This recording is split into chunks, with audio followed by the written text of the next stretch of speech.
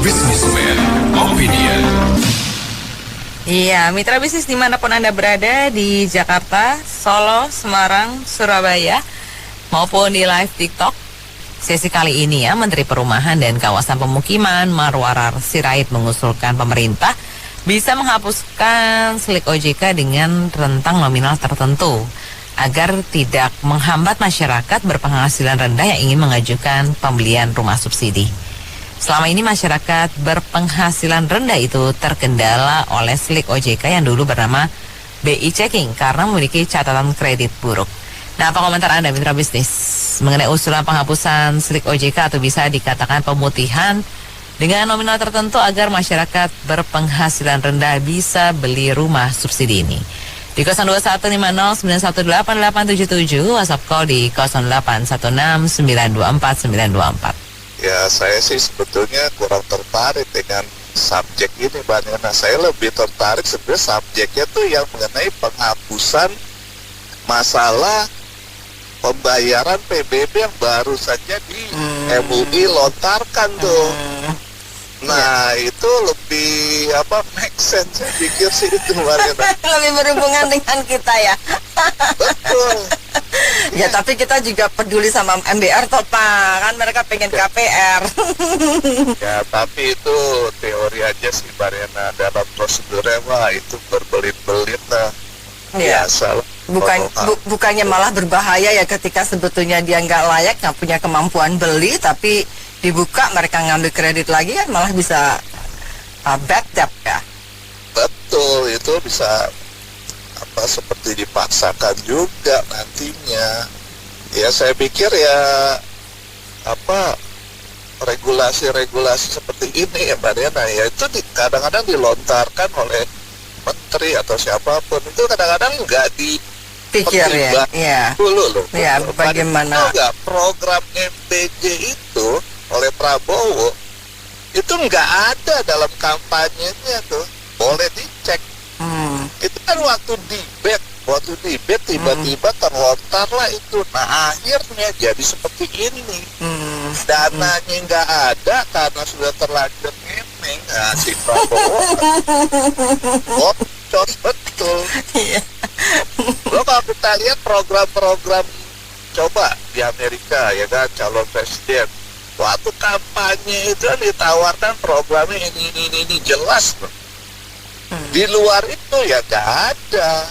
Misalkan ada tax reduction gitu kan, atau apa gitu kan. Nah, itu kan jelas kan.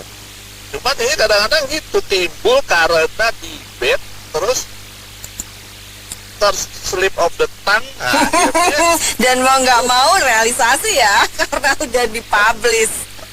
Betul. Nah, seperti ini juga, Mbak Dena. Itu konyol, suatu yang konyol. Yang lebih konyol lagi tau gak, Mbak Dena? Suatu hari itu ya, saya pernah ke Surabaya ya. Waduh, itu jalanannya macet. Pada saya banyak appointment hari itu kan. Nah, ke klien, wah, ini saya tanya sama saya punya staff itu kan, ini kenapa macet gini? Iya, Pak, katanya ini tempo hari wali kotanya, saya lupa siapa itu ya, dia bilang baru pulang dari Eropa atau nggak, dari Jerman, dari mana itu, di mana itu jalanan diubah menjadi ditutup, itu jadi tempat untuk seperti Car Free Day itu, Pak. Oke, I see. Yang ditutup konyolnya itu jalan Jalan Basuki Rahmat di Tunjungan. Pusat kota. Betul, pusat Tunjungan ramai, ditutup seluruh Surabaya hari itu, macet total. Itu cuman gara-gara dia melihat langsung diimplementasikan, tidak ada possibility study lagi. Langsung, waduh, itu cuma jalan 2 hari masyarakat Surabaya ngamuk, ditutup, nggak jadi, kan konyol. Tapi inilah banyak program-program yang dilakukan para menteri. Jadi memang sebenarnya kalau main dihapus secara begitu saja memang tidak adil ya. Sebaiknya sih memang tidak langsung dihapus, tapi yang baru-baru ini ya diberikan semacam rekod yang baru juga gitu loh. Jadi ya mungkin dalam rentang 5 tahun ke belakang, mungkin apakah ada tunggakan atau ada cicilan yang macet gitu kan pengertiannya. Jadi itu kan kalau menurut Ibu sih harus diperlakukan secara kasus per kasus gitu. Tadi juga banyak yang menanggapi menterinya katanya tidak bisa bekerja. Ya memang sih di satu sisi kalau Ibu lihat ya Marwar Sirait itu dulu kan Pas FM juga pernah ya masukin ke podcast kan. Betul. Iya, itu salah satu narasumber Pas FM juga. Betul ya. Jadi memang sebelumnya sih ya makanya kembali lagi ya manusia itu susah dikira ya pengertiannya. Mungkin dia dalam bertutur kata baik, bagus, meyakinkan, tapi kenyataannya dalam kerjanya ya mungkin kurang gitu. Jadi ya kita ini sebagai masyarakat apalagi kalau yang pinter-pinter tuh tadi di BO boy gantiin aja, aduh Ibu tuh udah gregetan tiap hari kita tuh aduh. Nak Mary juga merasakan, ya mungkin Nak Mary nggak punya utang, tidak terlibat langsung ya enggak. Jadi ya kembali lagi kita harus inilah istilahnya mengawal terus kalau perlu yang hebat-hebat gitu, udah idenya hebat gitu, ya diimplementasikan gitu, dipraktekkan gitu. Sebab ya Nameri kan kita udah istilahnya ya udah bertahun-tahun lah ya, logikanya tuh kalau pemerintah menteri mau mendengarkan kita itu tuh 1-2 hari juga ada gitu loh tindakannya kan. Sudah berjalan sebelum maksudnya sudah dibuktikan kan waktu Gubernur Pak Joko Widodo sama Pak BTP kan itu kan kelihatan sekali tuh langsung kan gebrakannya gitu. Jadi ya intinya kalau Ibu lihat sih memang pemerintah nggak niat gitu, menteri-menterinya memang nggak niat untuk memperbaiki. Iya, saya agak gimana sih skema dia itu gimana? Apakah bisa misalnya udah dihapus? Ya, tapi yang mungkin yang benar-benar kecil lah mungkin. Tapi ya nggak tahu lah intinya kalau dihapus lah ya. Apakah dia bisa bayar cicilannya? Setahu saya dulu kan minimal berapa juta ya? 7 juta ya, Mbak Mary ya? Benar nggak? Iya. Minimal kan gaji dulu kalau nggak salah yang bisa cicil itu 7 juta kan? Masalah ya, kalau nggak salah. Nah 7 juta itu apakah dibilang kecil atau gimana? Atau yang 3 juta atau yang 2 juta itu gimana gitu loh. Jadi kalau Ahok dulu kan ya prinsipnya itu kan sewa, ya kita nggak punya dan maksimal 2 kali ya, 2 kali anaknya udah itu habis dari anaknya kan udah nggak boleh, udah nggak bisa lagi kan harus kasih orang lain atau begitu. Karena saya merasa kalau duit dia aja udah dia aja nggak bisa bayar gitu ya, udah itu kita menganggap dia dianggap lupa gitu. Kesalahannya udah itu tiba-tiba dianggap bisa bayar dari mana itunya apa logikanya gitu loh. Jangan ntar menciptakan masalah yang berulang terus, apalagi standarnya itu yang dulu 6 juta 7 juta. Nah jadi maksud saya dipikir baik-baik lah, jangan bikin jadi apa ntar dibikin proyek ngutang banyak kan. Itu kan misalnya ngutang sama bank atau apa kan kayak us lagi kita nggak bisa bayar bunganya, waduh ntar dianggap ini kan proyek buat rakyat nggak harus untung dong. Tapi kalau semuanya dibikin rugi terus bangkrut negara. Iya kan Pak Denny? Iya. Jangan kasih masalah ke pemerintahan selanjutnya gitu, yang nanggung ya rakyat juga gitu. Iya, sebenarnya ada 2 sisi ya. Pertama dari sudut pandang sistem keuangan di Indonesia. Itu kan ada BI checking ya atau SLIC ya. Itu sebenarnya satu sistem kontrol ya, bahwa seseorang itu kan harus ketika dia kredit dia bisa memenuhi pembayaran kreditnya secara on time dan tuntas. Karena lembaga keuangan itu kan sebenarnya meminjam dana dari masyarakat ya dengan memberikan bunga dan lalu dia menyalurkan melalui kredit. Kalau memang ternyata kreditnya bermasalah terhadap seseorang, artinya kan orang itu tidak bersih ya, atau nggak mampu bayar pada satu transaksi tertentu, apakah itu kartu kredit atau dia mempunyai kredit kendaraan bermotor atau yang lainnya gitu. Nah artinya itu udah sesuatu yang baik ya. Kalau itu misalnya itu dihapuskan untuk kategori berpenghasilan rendah untuk mengambil rumah, saya kira itu merupakan higher risk ya bagi pemberi financing bagi debitur tersebut. Karena kenapa? Bisa aja itu terjadi lagi gitu, artinya terjadi kredit macet. Karena saya punya pengalaman dulu di bekerja di perusahaan pembiayaan gitu. Sebenarnya kan orang yang mengambil kredit itu kan dia sebenarnya tidak mampu memberi secara tunai ya. Artinya dia terlepas dari apakah itu kebutuhan dia ataukah apakah itu keinginan dia gitu.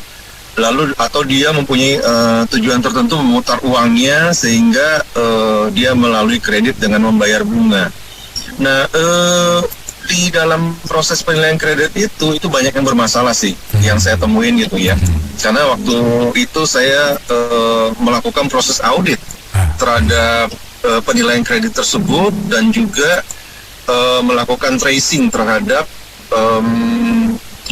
proses penagihan ya terkait dengan bad debt dari kredit tersebut gitu. Nah itu banyak manipulasi dan juga banyak permainan ya. Waktu itu kendaraan bermotor ya, mulai dari dealer, dari surveyor atau kredit analis, termasuk dari kolektornya gitu.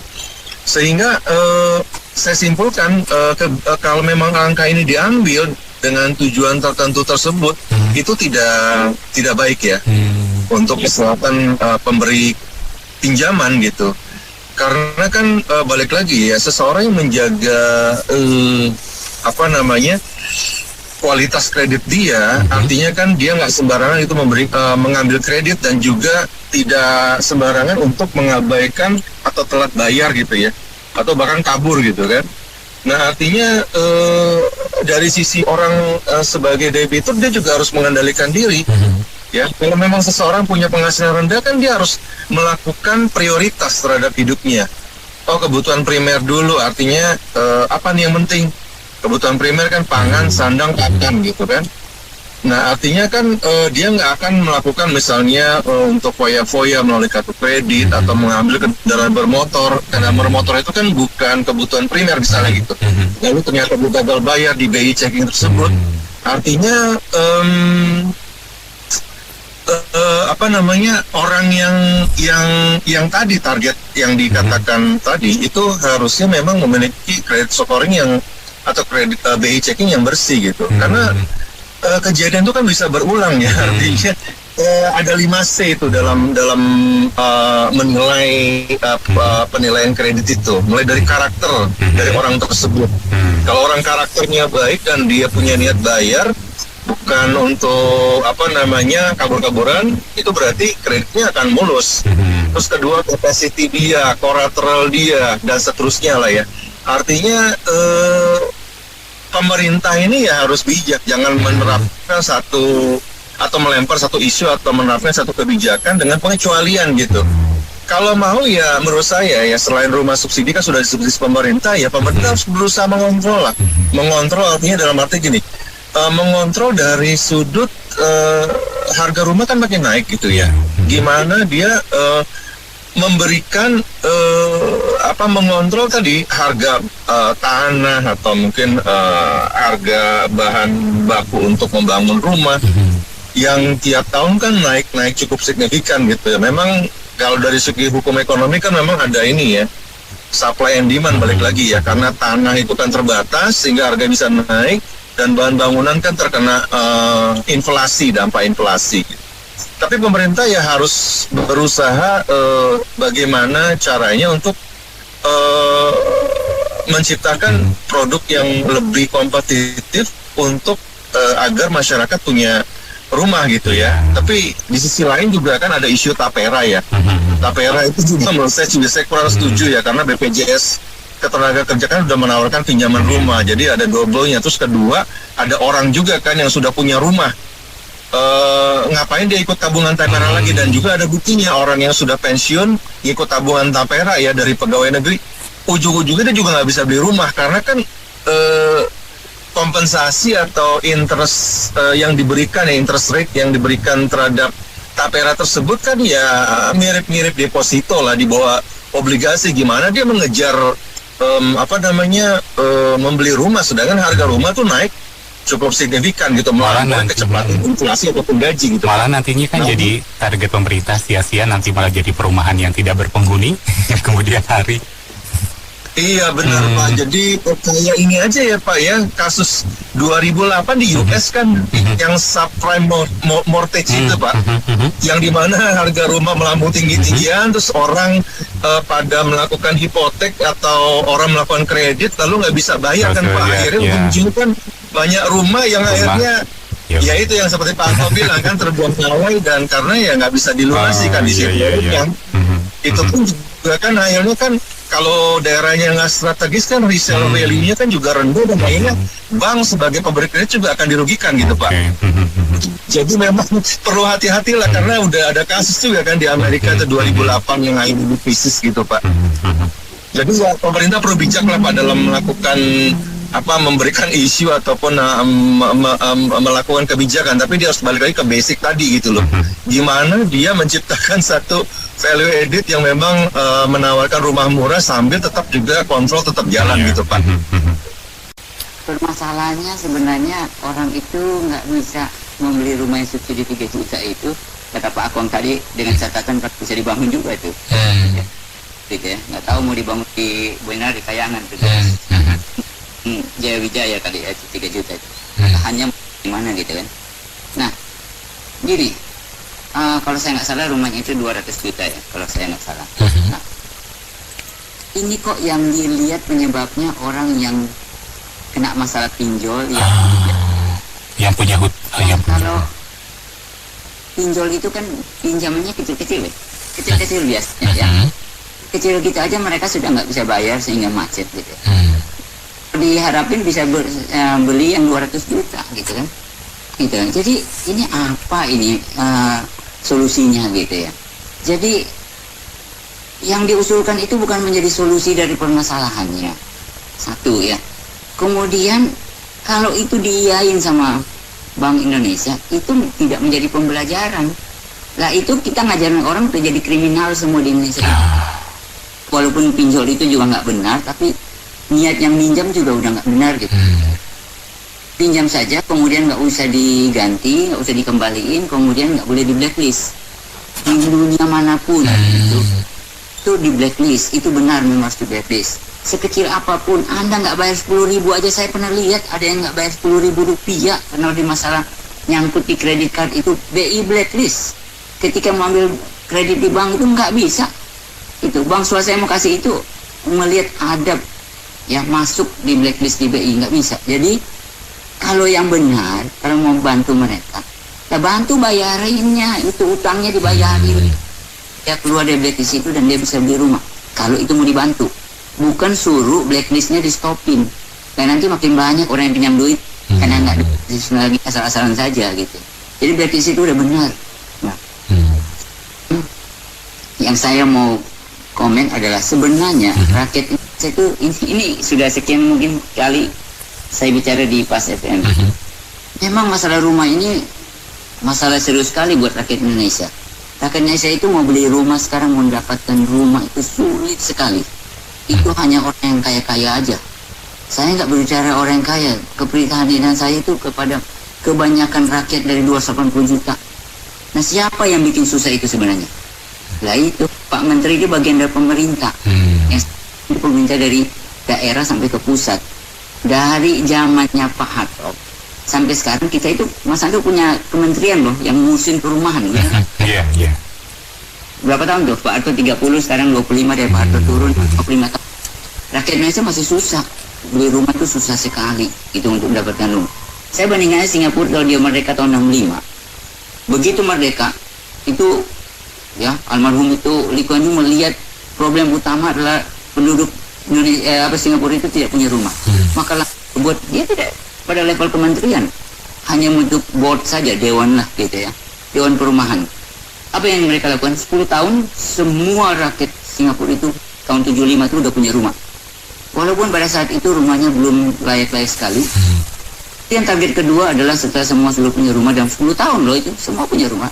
Itu adalah memperbaiki yang lebih layak, gitu ya, sanitasinya dan lain-lain. Nah orang mengatakan, oh iya Singapura karena penduduknya sedikit 5 juta 4 juta. Bukan dia begitu berpikirnya. Ya, penduduk sedikit kan juga lahannya kecil. Berpikir juga berkontribusi juga sedikit. Ya sama, kalau Indonesia itu 280 juta orang, lahannya besar, itu sama. Ada lahan yang tersedia besar, kemampuan orang berpikir berkontribusi ya produknya gitu ya dari 280 juta orang gitu ya. Jadi bukan alasan untuk menjadi pembenaran kita nggak bisa ngurus karena kita 280 juta gitu. Itu jadi pembenaran dari ketidakmampuan saja. Nah sebenarnya yang membuat masalah rakyat tidak bisa memiliki rumah itu pemerintah. Saya ulangi dari apa? Saya sebut satu persatu ini. Itu tanah dibiarkan, sengaja dibiarkan dikuasai oleh pengusaha properti. Betul? Nah, kenapa? Karena setiap ya ada pengolahan itu ada pemasukan ke negara baik resmi maupun tidak resmi. Yang resmi yang untuk pajak, yang tidak resmi itu korupsi ya, segala macam. Dibiarkan dikuasai. Gitu. Tidak ada hambatannya. Saya hitung-hitung 10 jari saya ini tidak habis. Mereka lagi, cuma saya nggak mau sebut nama aja. Mas Anto udah tahu ya. Seluruh Indonesia saya pergi kemana saja, saya ketemu mereka lagi. Kuasai 5.000 hektar, 10.000 hektar gitu. Sampai laut reklamasi dibeli lagi. Gitu ya. Dibiarkan. Gitu. Nah, kemudian sudah dibiarkan baru pemerintah kesulitan tanah untuk rakyatnya. Mau berpikir gitu kan. Nah, itu pertama pemerintah seharusnya tanah itu tidak boleh diserahkan kepada pengusaha swasta, harus dikuasai oleh negara dan dikelola oleh negara untuk rakyatnya. Karena tanah itu tidak bisa perbaharui kan benar, kecuali laut diuruk sana gitu kan. Tidak bisa diperbarui. Mungkin minyak bumi masih, walaupun itu bukan yang bisa diperbarui, mungkin masih lebih bisa diperbarui daripada tanah kan nggak bisa luasin kecuali uruk lautnya itu. Nah rakyat bertambah. Jadi sesuatu yang terbatas sekali itu harus dikelola oleh negara dengan sangat hati-hati untuk digunakan oleh rakyatnya, bukan diserah. Nah, kemudian apalagi pemerintah bikin susah. Lagi yang rakyat mau beli rumah, pemerintah catutin dengan pajak namanya PPN. Benar? Nggak cukup dengan PPN, ditambah lagi. Ya, makanya pemerintah daerah sama aja saya nggak perlu pemerintah. PPHTB itu, biaya pengelolaan hak tanah dan bangunan itu. Yang orang mau beli kena 5%, orang yang jual kena 20%, 2%. Gitu kan? Kemudian apa lagi? Orang mau bangun IMB kena lagi. Sekian itu persen dihitung tuh. Dia per meter persegi berapa kena lagi. IMB itu. Ya. Nah, kemudian apa lagi? PBB itu dinaikin setiap tahun nggak karu-karuan. Ya, mendingan kalau naik 5% gitu. DKI itu bisa naik 30%, 40%. Nah, kemarin di Pati naik 1000% sampai demo kan. Lah itu bukan mempersulit rakyat membeli rumah, karena pemerintah naikin PBB itu menjadi patokan swasta untuk menjual, siapapun untuk menjual itu NJOP dipakai sebagai patokan. Bahkan di atas itu lagi. Gitu. Jadi secara nggak langsung pemerintah itu yang menaikkan harga jualnya. Jadi di satu sisi pemerintah itu bikin masalah, kemudian menterinya mau coba-coba atasi, yang masalah dia bikin sendiri, dia kan bagian dari pemerintah. Kemudian mengatasinya juga dengan ngaur-ngaur solusinya. Nah, usulan saya kalau ada keberanian, stopin semua itu properti itu, ambil alih kembali yang belum dikelola, ambil kembali semua dan didistribusikan kepada rakyat. Itu yang benar, gitu. Jadi kalau saya tidak akan ada pengusaha-pengusaha seperti yang besar kayak begitu itu. Kemudian rakyat ini, saya miris banget, saya prihatin banget melihat orang di dekat-dekat saya beli rumah aja susah. Nah, saya tahu saya itu sudah propertinya bikin rumah kan, dijual yang borong orang kaya itu bisa. Kenapa rumah itu dijadikan barang dagangan, barang spekulasi, Mas Anto? Nah, kalau saya punya duit, ngapain saya taruh di deposito? Saya beli rumah aja semua. Saya tahu kok, saya nggak tinggalin, saya biar aja hancur begitu, tanahnya naik. Jadi nah, kemudian orang nggak punya rumah, gimana nggak punya duit? Karena sudah dibeli, banyak orang beli, harganya kan naik, berlaku hukum ekonomi. Yang nggak punya, rumah tambah susah dia. Kalau yang nggak punya duit itu tambah susah dia miliki. Terus konsep membangun pemerintah Indonesia apa lagi? Horizontal. Harusnya vertikal ke atas. Nah, Pak Menteri sekarang 3 juta rumah itu pergi babat hutan itu. Nah sekarang tinggal menuai aja hasilnya babat hutan itu yang sekarang terjadi di Medan kalau nggak salah itu. Banjir bandang itu kan. Nah itu makan marah. Jadi seharusnya bangun rumah itu harus ke atas, bukan ke bawah, bukan ke samping. Jadi nggak banyak lahan yang dibongkar-bongkar terus hutan dikonversi menjadi rumah dan sebentar tinggal datang banjir kan. Gitu. Jadi saya lihat kacau balau ngatur Indonesia ini karena ya memang nggak punya hati. Iya, jadi sebetulnya umumnya ya masyarakat yang BI checkingnya jelek, umumnya ya, enggak semua, itu perilaku, karakter dalam mengelola keuangan jelek. Ya, jadi seringkali mereka konsumtif. Temannya beli HP baru, ikut beli HP baru. Motor ganti, ikut ganti.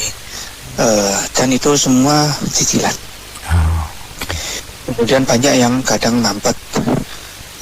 Saya pernah ketemu dengan seseorang yang ya mohon maaf, pekerjaannya tuh levelnya agak rendah. Tapi dia punya kartu kredit bisa sampai 5. Karena dia kerja di perusahaan dapat gaji tetap. Dia dengan bebas saja pakai kartu kredit tanpa memikirkan bagaimana cara membayar. Akibatnya nunggak sana nunggak sini, banyak yang akhirnya gali lubang tutup lubang dan seterusnya. Itu 10-15 tahun yang lalu. Kita belum bicara soal masalah pinjol, kemudian masalah judol dan lain-lain. Sekarang lebih parah. Nah, kalau orang-orang seperti ini diampuni, diputihkan, gak apa-apa, gak masalah. Ada tapinya, syaratnya hanya boleh mengajukan pinjaman ke bank BUMN, BNI, BRI, PTN, BSI, Mandiri, dan Bank BPD seluruh Indonesia. Karena swasta jelas-jelas tidak akan pernah mau memberikan orang yang BI checkingnya nggak jelas. Jadi gini, waktu Ahok menjadi gubernur tahun 2015-an lah ya, 2016, dia banyak membuat rusunawa untuk orang-orang miskin berKTP Jakarta.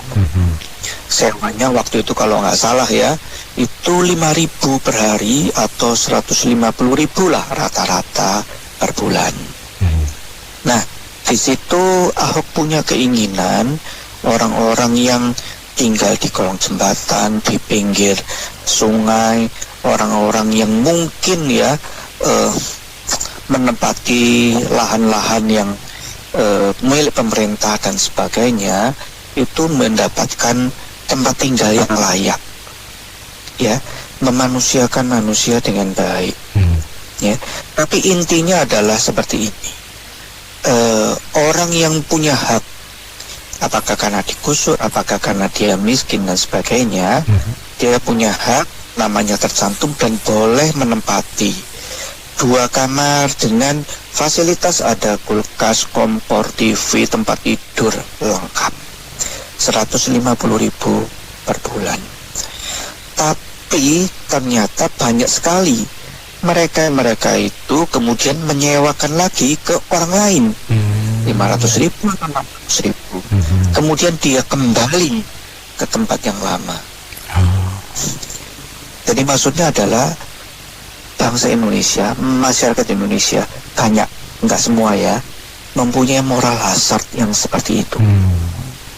Nah, kalau kita mengatakan rumah subsidi murah untuk orang-orang miskin itu, ya, tahun 80-90-an banyak sekali rumah susun yang dibangun di sekitar misalnya Tanah Abang atau di mana Mangga 2 di beberapa tempat ya.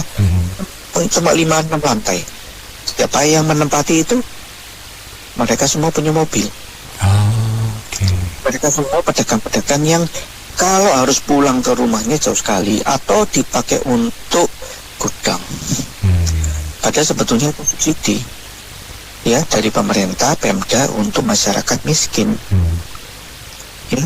Nah, kalau masyarakat seperti itu kemudian diberi keringanan, ya, ini asumsinya saya ya punya, ya mohon maaf, ART, KTP DKI, belum punya rumah. Ke sana kamu beli, pakai namamu. Ya, dia punya. Tapi siapa yang nempati? Itu rumah disewakan oleh yang membiayai. Si pembantu ART, dia hanya dipakai namanya.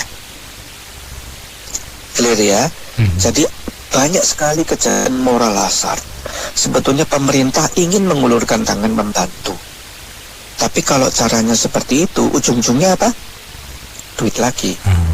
Ya, orang-orang yang berpenghasilan rendah, orang-orang yang miskin tidak akan pernah mendapatkan rumah yang layak ya. Dan kalau menurut saya, ya, apa yang terjadi di Jakarta itu juga banyak terjadi di negara lain. Contoh aja, lihat Amerika, banyak sekali homeless. Jepang, ya, banyak sekali homeless. Di Eropa, negara-negara maju semua homeless. Jangan memaki-maki pemerintah ini itu percuma, karena di negara-negara kapitalis itulah yang terjadi. Ya, di Jepang, Amerika, Australia mungkin enggak ya, tapi di Eropa mulai banyak. Nah, kalau kita mau lihat orang-orang negara mana yang orang-orangnya tidak ada yang homeless, lihat aja negara komunis. Atau itu Brunei. Negara yang sudah sangat mapan, yang penghasilan negaranya sangat tinggi dan mensubsidi masyarakatnya dari rumah, sekolah, kesehatan, pendidikan dan seterusnya. Ya, nah kita mau tiru yang mana? Pancasila, oke. Mari kita berpancasila yang baik. Ya, masyarakat kita, diri kita harus mulai dari diri sendiri untuk patuh hukum. Jangan kalau melanggar hukum pura-pura nggak tahu. Tapi kalau orang lain atau negara, pemerintah, aparat melanggar, teriak-teriak. Ya, pemerintah yang buruk adalah cerminan kita juga yang sebetulnya buruk. Ya, karena orang-orang yang ada di pemerintah itu setiap tahun ganti. Gantinya dari mana? Ya dari kita-kita ini. Cuma orang-orang yang memaki-maki itu belum punya giliran, belum dapat giliran. Ya, kalau sudah dapat giliran ya mungkin sama juga, nggak beda-beda jauh. Tuh, jadi mari kita bijak. Ya, apakah orang-orang miskin ini harus ditolong? Harus. Apakah harus tinggal di Jakarta dan punya rumah? Kalau misalnya harga tanah naik, apakah itu salah pemerintah? Oh, itu masalah NJOP, PBB-nya naik setiap tahun. Tapi kita tahu bahwa yang namanya harga pasar itu nggak bisa menipu. Ya, jadi kalau memang mau diseragamkan, oke, mari kita seragamkan dengan peraturan pemerintah. Ya, harga rumah apapun itu properti tidak boleh lebih dari 10% di atas NJOP. Oke, itu baru bagus. Dan yang akan terjadi apa? Orang tidak akan mau membeli rumah lagi untuk investasi. Betul ya? Jadi orang-orang kaya tidak akan pernah mau investasi rumah. Rumah itu dianggurin, dirusakin, dihancurin, dan tidak dipakai banyak sekali. Maka dari situ banyak sekali orang-orang miskin yang akan punya kesempatan. Karena harga tanah tidak akan melambung gila-gilaan. Harga rumah juga demikian. Karena harga jual dipatok 10% maksimum di atas NJOP. Ini tadi ada ya cara kita satu-satu ya, negara satu yang mengatur kapitalis, banyak homeless segala macam gitu. Saya kira saya nggak setuju dengan pendapat itu ya. Apakah karena kita ideologinya kapitalis terus kita nggak perlu kritik pemerintah? Kalau apa yang bisa diperbaiki kan bisa dirubah. Ideologi cuma awal-awal munculannya itu karena memang memperjuangkan sesuatu yang baru. Semua bisa di-adjust. Cina aja yang komunis sekarang marketnya juga kapitalis.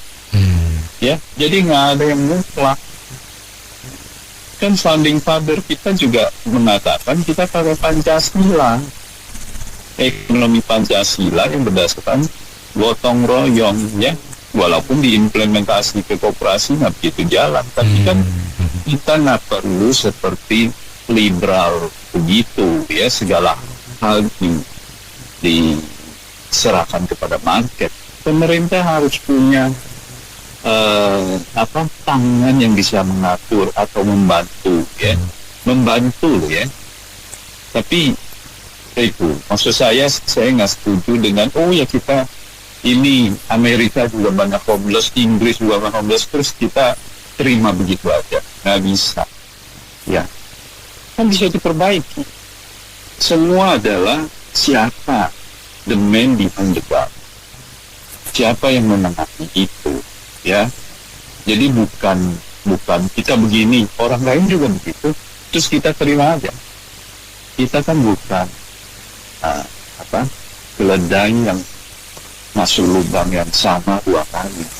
Orang lain sudah mengalami itu, ya kita hindari, ya. Ada yang nggak boleh, ada yang boleh. Makanya itu pemimpin mesti punya sisi, ya, punya kompetensi, bukan hanya karena namanya disebut terus, ya, dicitrain dia jadi pemimpin, jadilah itu ya. Nah, kemudian saya mau bicara juga mengenai menteri ini, Pak, yang sejak awal kemunculan dia kan udah kuat-kuat, ada 3 juta rumah yang sudah bikin, yang sudah dibangun. Kemudian ada yang tanya, lu bangun dari mana? 3 juta cuma dalam sebulan, 2 bulan gitu udah jadi. Baru dia diam. Ini siapa yang bangun? Terus kita lihat kan perannya. Berikutnya adalah dia tunjukin rumah yang 18 meter. Ya, kena ya, lihat 18 meter atau berapa. Dia bilang itu rumah. Ya bisa jadi rumah. Tapi itu kayak kandang ayam, luasnya. Dia tuh, maksud saya, ya, pejabat itu ya jangan begitu, mikirin menghandle atau merenovasi, ya, fundamental ekonomi, ya, segala itunya. Jadi bukan mencari shortcut untuk mencapai angka. Gua udah berhasil nih, udah 3 juta rumah, padahal bukan dia yang bangun, bukan di zaman dia naik menjadi menteri yang saat itu bangun, udah dibangun sebelumnya. Terus apalah gitu, ya, ternyata juga nggak sampai segitu. Jadi bombastis, ya, dan nggak punya kompetensi untuk mengelola departemen dia aja. Kita jangan usah ngomong negara. Jadi pejabat kita ini banyak yang mencari shortcut, ingin cepat. Nggak ada kepercayaan masyarakat pembayar pajak terhadap negara. Tax amnesty 1, jilid 2, ini mau jilid 3 tepat. Itu kan karena lack of trust. Rakyatnya tidak ingin membawa masuk aset atau hartanya ke dalam kustodian pemerintah Indonesia. Yaitu itu kalau mau diusut banyak sekali alasan. Di tax amnesty ternyata ada jilid 2-nya, kan orang jadi bingung. Tax amnesty, ya, lu kalau sekali, keduanya lu jangan ampunin lagi dong. Kalau janji pertamanya, tax amnesty ya, kasih pemerintah kasih ada 2% cuma dendanya, dan sisanya Anda legal. Tapi Anda nggak komit dengan apa yang Anda ngomongin. Ada jilid 2 dengan rate yang lebih tinggi. Nanti ada jilid 3 lagi. Kalau gitu ngapain orang ini masukin asetnya ke Indonesia?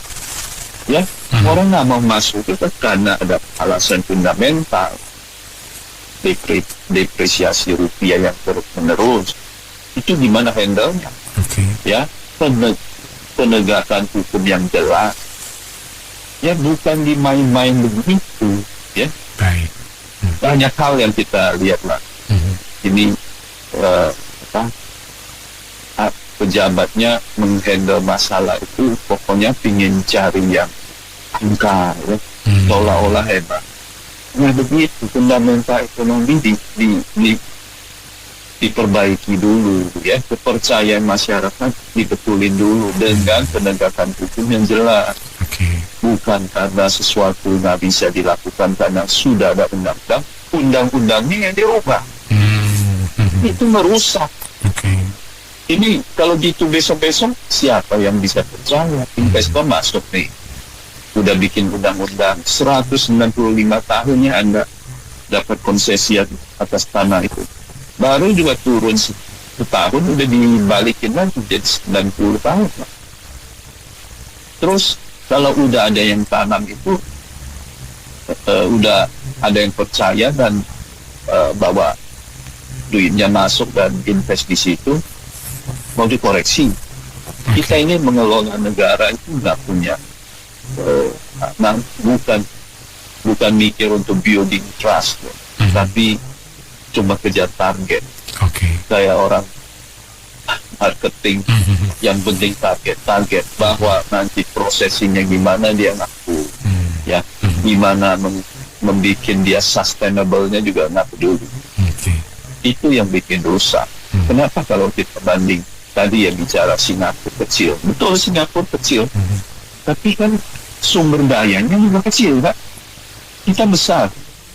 Kalau ngomong karena Singapura kecil gampang diurus, nah begitu juga. Kita besar kan sumber dayanya besar, tapi karena dikorupsi, makanya kita nggak jadi apa-apa, gitu. Masalahnya kan di situ, bukan karena Singapura kecil gampang diurus terus kita keunggulan Singapura kita kecil-kecilin gitu. Nggak begitu. Intinya itu gimana manusia pemimpinnya yang memimpin, cara memimpinnya itu. Kan kita juga diberi sumber daya yang besar. Ya, kalau bisa menghandle, bisa memberantas eliminasi korupsi, kan kita bisa jadi negara hebat. Nah, jadi buat saya kritik is a must. Apalagi kita menyebut diri kita negara demokrasi, memang harus dikritik. Negara sebaik apa juga perlu dikritik. Kan misalnya ada jalan bolong segala macam, itu kan kritik juga. Apakah nggak boleh ngomongin? Ya, itu jelas salah. Ya. Nah, yang kita ngomongin si menteri ini adalah cara menghandle masalah, ya, bukan karena ya negara lain juga ada masalah itu terus kita diam-diam aja. Kapan kita majunya kalau dengan sikap begitu? Ya, dikritik aja juga dia susah berubah. Ya kalau saya sih straight to the point aja ya. Kan temanya kan mengenai apa tuh tadi, OJK. Subsidi ya Pak ya, Pak. Ya, subsidi untuk rumah subsidi itu kan, ya. Dengan syarat dengan menjangkau itu untuk masyarakat bawah ya, yang berpenghasilan rendah gitu. Nah, kalau menanggapi itu dengan statementnya Pak Muarar Sirait itu sebagai Menteri Perumahan menghapus BI checking, saya menanggapinya begini Pak Anto. Pertama, kita nggak boleh keluar dari masalah inti. Masalah inti yang dilemparkan adalah masalah BI checking. BI checking itu kan bagi masyarakat yang pernah gagal membayar.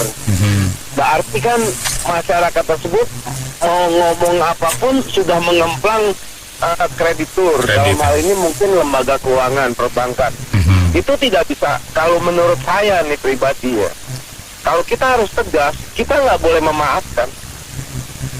Itu harus tetap dibayar, entah kapan terbayarnya gitu. Karena itu sudah merupakan janji yang tak direalisasikan gitu loh. Nah kalau itu dihapuskan, itu berarti sama juga melindungi kejahatan ya sebenarnya gitu. Melindungi menambah ketidakpercayaan masyarakat umum juga. Nah, itu hal pertama. Hal kedua, masalah subsidi tempat tinggal itu menurut saya ya, itu sebenarnya kalau kita lihat benang merahnya Pak Anto, itu masalah tempat tinggal ya. Tempat tinggal menurut saya tidak harus memiliki. Yang pertama-tama jangan dipaksakan memiliki gitu. Makanya saya jadi teringat lagi programnya Pak Ahok ya waktu jadi gubernur.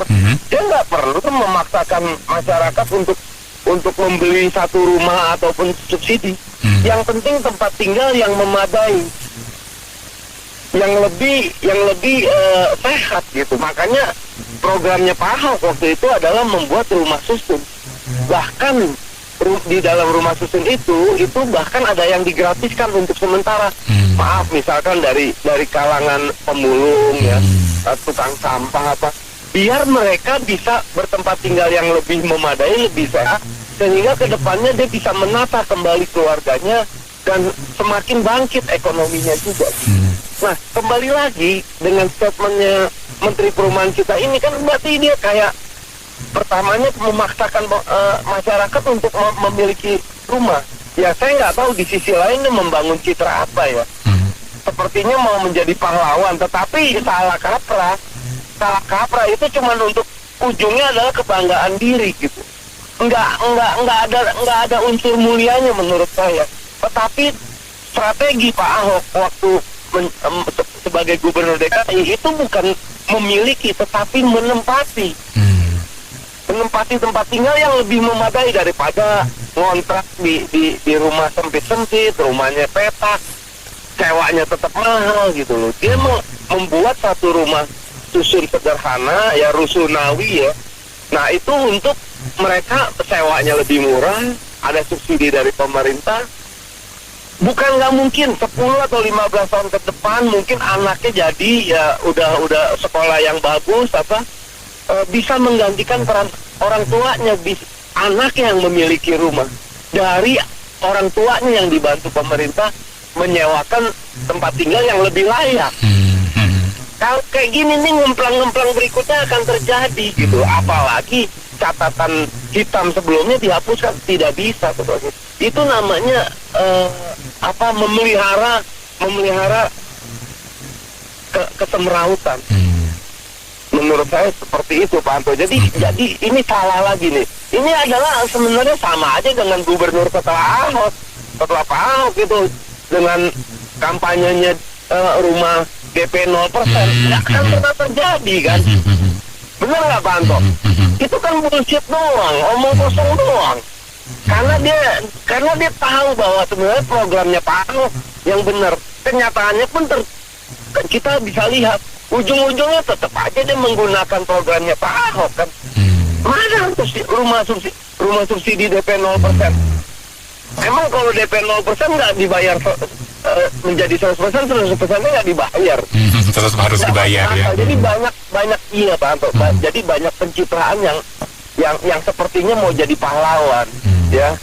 Want to be a hero, but sebenarnya bukannya a hero gitu loh. Dia cuma pencitraan untuk kebanggaan dirinya, dan hal itu nggak akan pernah terwujud karena nggak logically banget gitu. Tapi kalau kita menata masalah tempat tinggal ini dari awal ya, nggak muluk-muluk, tetapi membuat satu langkah-langkah besar. Saya lihat kok di Jakarta Utara banyak itu rusunawa yang sudah yang nggak tahu sekarang pemeliharaannya seperti apa. Di Jakarta Barat ada, di Grogol ada, di Cengkareng ada, di ini ada apa di daerah Kresek ada, di Jakarta Selatan banyak. Nah itu yang harusnya dimaksimalisasi, dioptimalisasi gitu. Jangan memaksakan pertama-tama masyarakat untuk membeli rumah. Ini jualan apa? Ini urusan properti, bukan urusan pemerintah menurut saya gitu.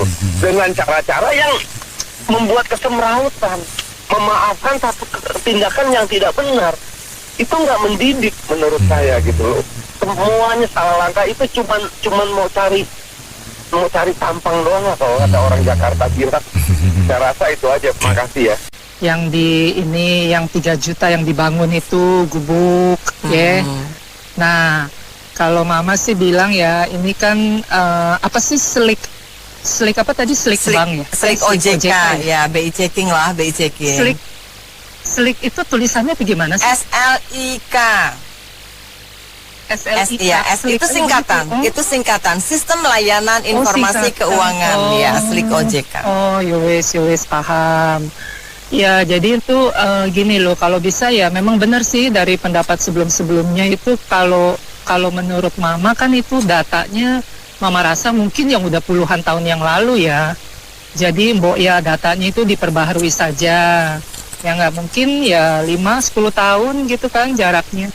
Jadi memang hal ini memang harus dilakukan secara kasus per kasus sih Dok ya.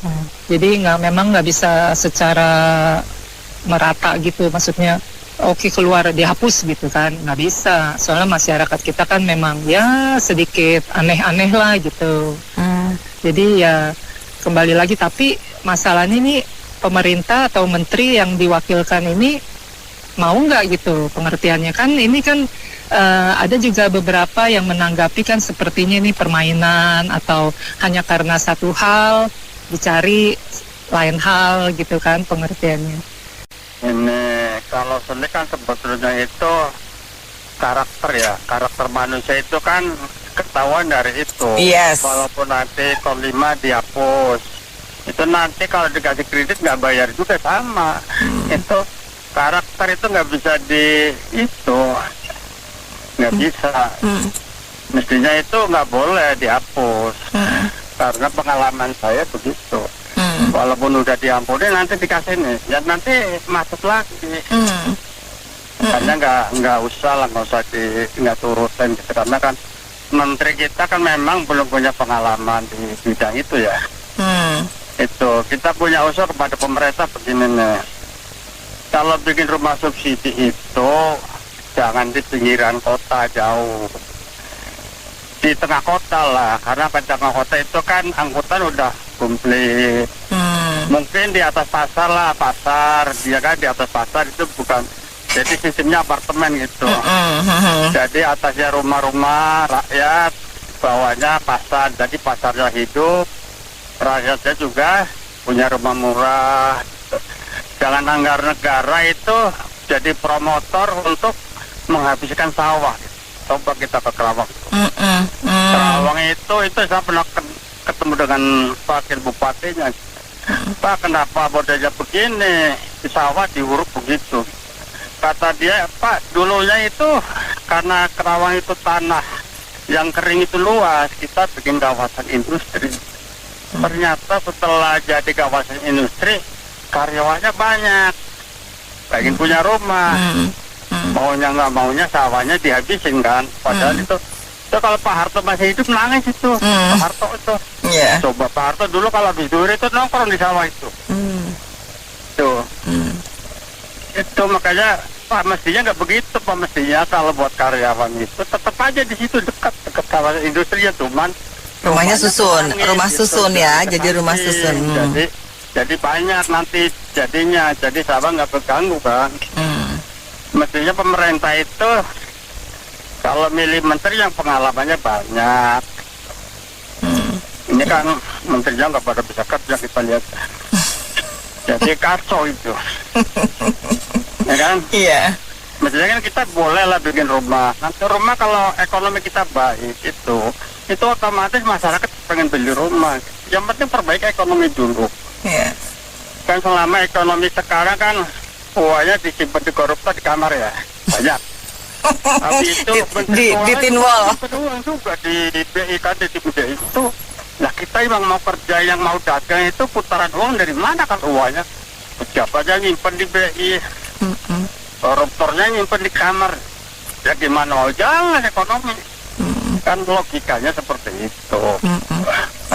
Makanya ekonomi diperbaiki, nanti rumah pada bisa beli rumah. Terima kasih. Saya pribadi memandang cara ini penghapusan bukan cara prioritas utama. Karena apapun, walaupun kita mengatasnamakan rakyat di bawah, tetapi kita nggak bisa memberikan kebiasaan buruk terjadi.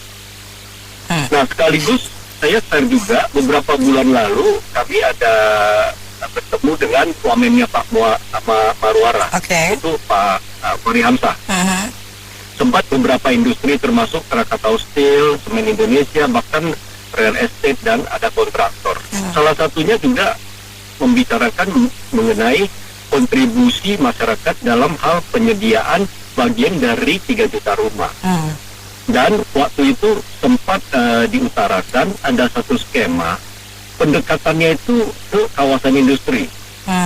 Jadi banyak juga pekerja-pekerja pabrik, buruh dan lain-lain itu mereka juga tidak memiliki rumah dan diberi kesempatan bekerja sama dengan antara kontraktor, pemerintah memberikan fasilitas pajak dan lain-lain. Kemudian pemerintah juga menunjuk bank yang memberikan pembiayaan konstruksi dan lain-lain, sehingga terjadi satu skema atau satu siklus pembiayaan, dan targetnya itu lebih jelas, yaitu mereka yang bekerja di pabrik, sehingga mereka itu punya penghasilan yang bisa kita potong dari perusahaan itu. Ini memang kita mengutarakannya itu kelihatannya mudah, tetapi mempraktekkannya atau implementasinya memang perlu waktu dan perlu koordinasi, sangat perlu. Tetapi kalau tadi sekedar membebaskan yang pinjol, yang mereka yang udah utang di pinjol, bagaimana kita mengharap ke depannya? Karena mereka yang tercatat di OJK atau BCG, artinya mereka punya track record yang dalam tanda kutip kita katakan jelek, terlepas dari alasan masing-masingnya. Iya, betul. Lantas kita buktikan lagi, apakah kita sudah tidak langsung mendidik mereka untuk melakukan hal yang sama ke depannya? Tidak ada khawatir. Tetapi tentu ini menjadi opsi terakhir kalau memang tidak ada pilihan. Apakah sekali atau lain, tentu lebih baik kalau ada opsi lain yang kita justru mendukung masyarakat di bawah yang mereka sungguh-sungguh ingin memiliki dan mereka bertanggung jawab. Persoalannya hanya menseleksinya di mana. Nah, tadi saya salah satu yang saya utarakan seperti itu. Mungkin juga pendekatan ke kampus-kampus, ada mahasiswa di mana yang kita tahu barangkali mereka memang perlu dan masih ada orang tua yang menjamin bisa bangun di daerah situ. Dan ini secara keseluruhan Indonesia kan provinsi banyak ya, dan secara keseluruhan bisa memenuhi targetnya Pak Marwara. Saya tahu Pak Marwara memang pusing, nggak gampang. Prabowo pesan atau perintah 3 juta rumah itu bukan pekerjaan sederhana, apalagi dengan kondisi Indonesia yang notabene historinya begitu runyam, korupsi dan lain-lain lah, sehingga masyarakat bawah tidak diberikan contoh pemimpin di atas yang bekerja dengan hati, sehingga di bawah ya hari ini kita melihat pinjol yang utangnya nggak bayar. Bahkan juga di masyarakat kita yang berdagang, kita juga menemukan kita kasih orang utang nggak bayar, akhirnya kita nggak bisa tuntut, hanya bisa berdata, nggak bisa apa-apa. Ini yang terjadi di masyarakat. Jadi kembali ke tematis ya, hari ini saya nggak serta-merta menyetujui. Lebih baik kita cari alternatif lain yang antara lain yang tadi saya usulkan. Bisa juga kita pendekatan ke masyarakat lain yang memang mereka membutuhkan dan mereka mempunyai track record, ada yang menjamin. Itu mungkin lebih baik. Tapi tentu gak gampang. Ayo kita sama-sama berpikir untuk negara. Kalau kita mau nyaman hidup, deketin anaknya yang punya kontrakan, yang punya Itu tuh udah kubatin tuh pasti itu jawabannya. makan siang aman, laundryan aman, karena kos mundurnya mau berapa bulan. Nah, ya tiap bulan nanti kalau jadi menantu dapat bagian lagi ya kan. Jadi jangan sampai jadi menantu. Oh, nggak usah ya. Jadi goblok. Iya, kiranya jadi bego dong. Kita nggak akan tetap jadi benalu. Cuman buat singgah aja, transit aja. Oh, jadi ceritanya curcol nih. Lu dulu gitu. Hah? Jadi begini, apapun lah agenda yang mereka miliki di setiap kementerian, di setiap kepalanya Bapak Menteri kita. Kalau pro sama rakyat, aduh, thanks to God. Kita apresiasi luar biasa lah. Nggak perlu nyampe itu poin, nggak perlu nyampe itu barang, tapi ngedenger di pagi hari aja udah bikin sumringah, Bu. Hari ini masyarakat perlu itu, dan gue selalu konsisten ketika hal yang pro rakyat, apapun itu kebijakan yang pro rakyat, dengan segala keterikatan yang nantinya ada konsekuensi yang harus dihadapi semua bangsa. Masyarakat perlu itu hari ini. Masyarakat perlu pemerintah yang betul-betul yang berpihak sama mereka. Kalau keterkaitan pinjol pastilah, keterkaitan siapa yang harusnya punya yang paling punya manfaat atas program, ya pastilah ada screening, ada hal yang dilakukan. Walaupun yang screening juga orang-orang juga yang pasti punya titipan poin, punya titipan maksud lah gitu. Ya no meaning lah, ya jalan aja, dilakuin hal-hal yang benar, biarin pemerintah dengan segala kriteria yang harus masyarakat penuhin, apa misalnya ya kategori yang pasti yang nggak beresiko lah. Beresikonya pasti kita cekek-cekekin kan, beresikonya yang terukur, yang emang benar paling perlu punya rumah dan ngelihat ada ya hari ini dengan terikat kontrak dengan satu perusahaan yang emang ada long term gitu-gitu dong pasti. Iya kan, masa iya ikan diajarin berenang gitu kan, mabok juga gitu loh. Jadi emang sekali lagi mudah-mudahan di Jumat Berkah ini Pas FM mengangkat tema yang pro rakyat dan kita semua ngomentarinya dengan hal yang baik. Tetap tidak ngelepas apa yang harus kita lakuin buat tetap menjaga supaya ini terukur. Itu OJK kerjanya apa sih ya Bu ya? Iya. Terus yang masalah slik ini yang mulai berbicara siapa sih? Mestinya ya inilah kebiasaan di Plus 62 ini, ngomong dulu terus cek ombak, kalau ombaknya tenang-tenang saja jalanin, begitu temboknya bergejolak tsunami, oh nggak jadi, ya sudah, berarti kan sama aja kan, kita mau diperintahkan himbauan segala macam kan jadi susah kan. Maksud saya begini, sebelum beliau karena mereka kan yang terhormat dan termulia itu kan, ya ngobrol dulu lah di warung kopi mana sama mereka, yang umpamanya contoh nih di perumahan rakyat kepentingannya apa, ngajak OJK, ngajak Menteri Keuangan, ngobrol dulu, gua kalau mau kayak begini gimana ini, ya nggak? Terus setelah itu solusinya gimana, itu kan baru enak itu loh, ya nggak? Iya. Ya, jangan kayak BBM. Lu harus beli dari gue dengan catatan belum nggak murni, harus plus etanol. You mau apa enggak? Kalau nggak mau, lu keluar sana. Nah itu kan kata-kata yang menurut saya kan menyakiti hati pemakai BBM sama pebisnis. Nah, sama dengan ini, maksudnya begini loh. SLIK ini kan semacam apa ya, database ya, koordinasi oleh OJK yang menjaga lalu lintas segala macam itu kan ya. Nah kalau dihapusin, terus yang duit udah kepalang keluar buat ngutangin piye gitu loh, ya nggak? Sekarang gini loh, saya sebagai kepala cabang satu perusahaan pembiayaan itu ya. Nah, sekarang ke arah ke perumahan. Nanti itu larinya kemana? Kepinjaman motor lah, kepinjaman yang lain lah, ya kan? Iya. Ya coba lah ngurusin lah. Kalau perumahan, coba bikin perumahan yang bagus. Kalau terjangkau, boleh Anda ngambil. Kalau nggak terjangkau, ya sementara sewa dulu kan? Ya maksudnya diperbanyaklah apartemen sewa, rumah sewa untuk rakyat. Ya kayak dulu kan Ahok kan bikin kan satu apartemen rumah susun untuk disewakan. Lu cuma bayar IPL-nya saja. Ya enggak, dipakai lift, ada AC dipasangin, dibayar kan. Tapi kan setelah ditolak, wah kan kami tempat tinggalnya jauh dari tempat kerja, salah lagi ya enggak? Jadi lika-liku di masyarakat ini banyak saja kendalanya. Nah, kalau di ngomong mau dihapuskan database segala macam, sekarang ngomong deh, teman saya aja udah setuju loh beli rumah oleh KP dalam proses nih untuk pencairan. Ya tau-taunya dia beli ini mobil kredit lagi, langsung dibatalin tuh dia punya itu proses untuk KPR-nya. Kenapa? Karena daya dia untuk mencicil, kemampuan untuk membayar lagi udah berkurang. Setelah analisa ulang kagak mampu bayar, hanya gara-gara apa? Udah setuju KPR-nya, pas bersamaan dia mau kredit mobil, berarti kan otomatis kan kemampuan untuk bayarnya udah berkurang. Ini baru berkurang. Nah, gimana kalau kemampuannya tidak ada, mau dihapusin? Sisa-sisanya gimana?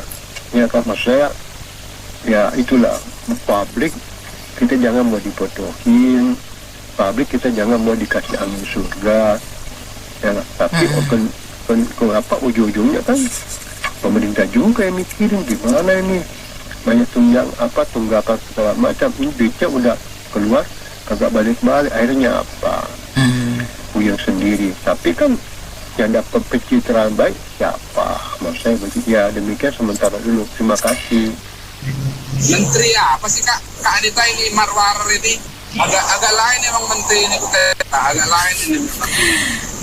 Iya, walaupun saya satu kampung sama dia, tapi ini memang menteri beda ini satu ini. Masa bikin Natalan bersama, persembahannya mau dibikin ke Palestina semua buat dukung perjuangan orang Palestina. Emangnya dia kira di Indonesia ini nggak ada orang miskin apa? Makanya Pak Marwar jalan-jalan ke Papua sono biar lihat orang yang nggak makan, yang mati karena kelaparan sono, jalan-jalan sono ke Papua. Ke daerah Manokwari sono, ke Gunungan Bintang sono jalan-jalan. Iya, negeri sendiri banyak kelaparan, banyak kesusahan, orang mau bantu aja orang-orang luar negeri di Palestina sono. Nah, agak lain emang ini Kak Menteri saat ini, memang banyak gebrakan memang.